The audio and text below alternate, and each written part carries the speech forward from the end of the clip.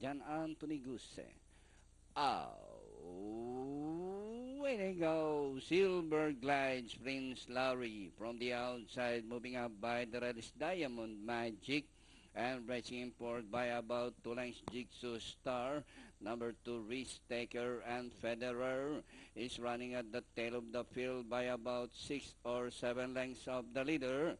Silver glides Prince Larry fighting it out for the lead. Diamond Magic is getting closer in third and rushing up in fourth. Jigsaw Star and rounding the far turn. Prince Larry this time by half a length. Silver glides Diamond Magic.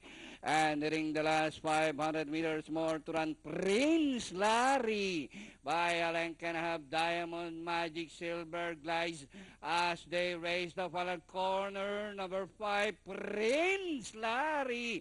This time by about 3 lengths.